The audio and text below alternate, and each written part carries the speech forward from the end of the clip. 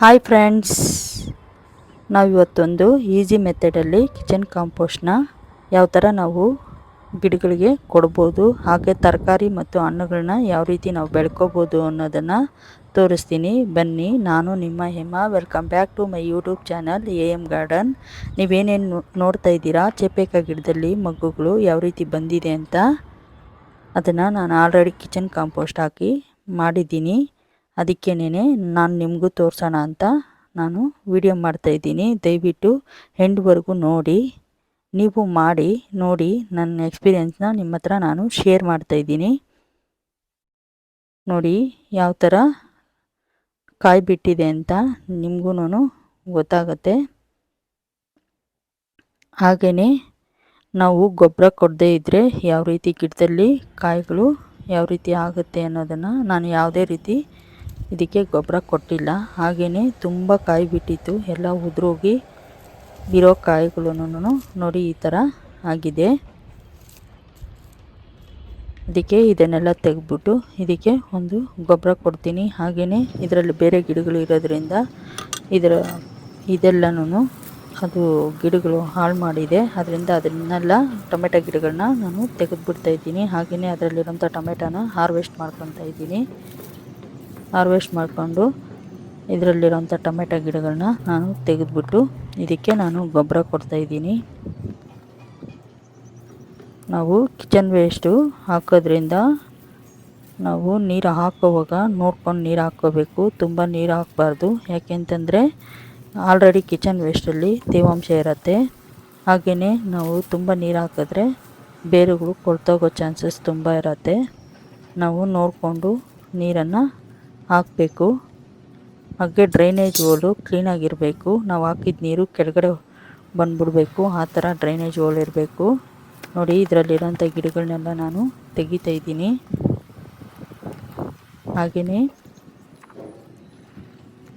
ಇದರಲ್ಲಿ ಒಂದು ಬದನೆಕಾಯಿ ಗಿಡ ಇದೆ ಚಿಕ್ಕದು, ಅದನ್ನು ತೆಗೆದ್ಬಿಟ್ಟು ಬೇರೆ ಕಡೆ ಪ್ಲ್ಯಾಂಟ್ ಮಾಡ್ತಾಯಿದ್ದೀನಿ. ಬೇರೆ ಕಡೆ ಅದನ್ನು ಒಂದು ಬಕೆಟಲ್ಲಿ ಹಾಕ್ತೀನಿ.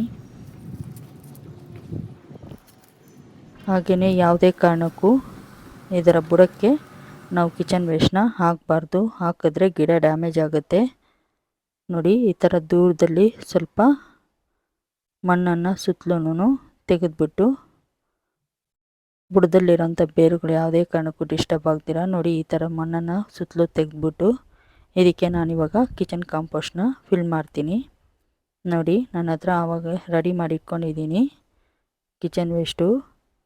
ಅಂದರೆ ಈರುಳ್ಳಿ ಚಿಪ್ಪೆಗಳು, ಬೆಳ್ಳುಳ್ಳಿ ಚಿಪ್ಪೆ, ಮನೇಲಿ ಹುರಿದೋಗಿರೋಂಥ ತರಕಾರಿ, ಹಾಗೆಯೇ ಕರ್ಬೂಜ ಹೊಟ್ಟುಗಳು, ಈ ಥರ ಕಿಚನ್ ಟವಲ್ಸು, ಇವು ಕೂಡ ಗೊಬ್ಬರ ಆಗೋಗುತ್ತೆ.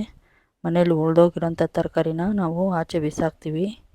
ಅದೇ ತರಕಾರಿನ ಈ ಥರ ಬೇಯಿಸಿರೋ ಅನ್ನ ಬೇಯಿಸಿರೋದನ್ನು ಬಿಟ್ಟು ನಾವು ಯಾವುದೇ ರೀತಿಯಾದ ಹಸಿ ತರಕಾರಿ ಆಗಲಿ ಈ ಥರ ನಾವು ಕಾಂಪೋಸ್ಟ್ನ ಮಾಡ್ಕೋಬೋದು. ಯಾವ ಥರ ವಾಸನೆಯೂ ಹುಳನೂ ಬರೋದಿಲ್ಲ. ಹಾಗೆಯೇ ಈಸಿ ಮೆಥಡು. ನೋಡಿ, ಈ ಥರ ಮಾಡಿಕೊಂಡು ಇದಕ್ಕೆ ನಾನು ಅವಾಗೆ ತೆಗೆದಿಟ್ಟಿರೋಂಥ ಮಣ್ಣನ್ನು ಇದ್ರ ಮೇಲೆ ಸ್ಪ್ರೆಡ್ ಮಾಡ್ತೀನಿ. ಇದ್ರ ಮೇಲೆ ಈ ಥರ ಮಣ್ಣು ಹಾಕೋದ್ರಿಂದ ಯಾವುದೇ ಥರ ಹುಳುಗಳು ಬರೋದಿಲ್ಲ. ಹಾಗೆಯೇ ಸ್ಮೆಲ್ಲು ಬರೋಲ್ಲ. ಅದು ಒಳಗಡೆ ಆಟೋಮೆಟಿಕ್ಕಾಗಿ ಗೊಬ್ಬರ ಆಗೋಗುತ್ತೆ.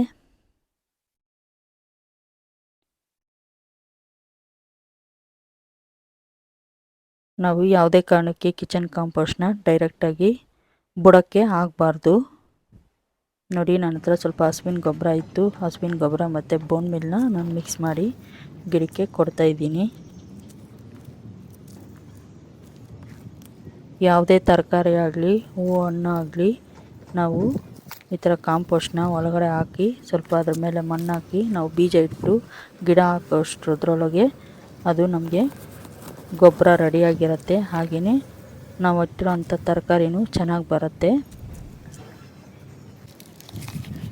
ನೋಡಿ, ಹಾಗೆಯೇ ನಾನು ಒಂದೆರಡು ಬದನೆಕಾಯಿ ಗಿಡಗಳನ್ನ ನಾನು ಬಕೆಟ್ಗೆ ಹಾಕ್ತಾಯಿದ್ದೀನಿ. ಚಿಕ್ಕ ಚಿಕ್ಕ ಪಾಟಲ್ಲಿತ್ತು, ಅದನ್ನೇ ತೆಗೆದ್ಬಿಟ್ಟು ನಾನು ಸ್ವಲ್ಪ ಹಳೆ ಮಣ್ಣಿಗೆನೇ ಗೊಬ್ಬರ ಮಿಕ್ಸ್ ಮಾಡಿ ನಾನೀಗ ಬದನೆಕಾಯಿ ಗಿಡಗಳನ್ನ ಬಕೆಟ್ಗೆ ಹಾಕ್ತಾಯಿದ್ದೀನಿ. ಇದು ಮುಸ್ಕ್ ಬದನೆಕಾಯಿ ಅಂತ. ಆಲ್ರೆಡಿ ನನ್ನ ಹತ್ರ ಒಂದೆರಡು ಗಿಡ ಇದೆ ನೋಡಿ. ಈ ಥರ ನನ್ನ ಹಸುವಿನ ಗೊಬ್ಬರ ಸ್ವಲ್ಪ ಮತ್ತು ಬೋನ್ ಮಿಲ್ಲು ಇವೆರಡನ್ನು ಮಿಕ್ಸ್ ಮಾಡಿ ಅಡೆ ಮಣ್ಣಿಗೆನೇ ಬದನೆಕಾಯಿ ಗಿಡಗಳನ್ನ ನಾಟಿ ಮಾಡಿದ್ದೀನಿ. ಯಾರಿಗೆಲ್ಲ ಈ ವಿಡಿಯೋ ಇಷ್ಟ ಆಗಿದೆಯೋ ಪ್ಲೀಸ್ ಒಂದು ಲೈಕ್ ಮಾಡಿ, ಶೇರ್ ಮಾಡಿ, ಸಬ್ಸ್ಕ್ರೈಬ್ ಮಾಡ್ಕೊಳ್ಳಿ, ಕಾಮೆಂಟ್ ಮಾಡೋದನ್ನು ಮರಿಬೇಡಿ. ಇವತ್ತಿನ ವಿಡಿಯೋ ಇಷ್ಟೇ. ನೆಕ್ಸ್ಟ್ ವಿಡಿಯೋದಲ್ಲಿ ಸಿಗೋಣ. ಎಲ್ಲರಿಗೂ ಧನ್ಯವಾದಗಳು. Thank you for watching.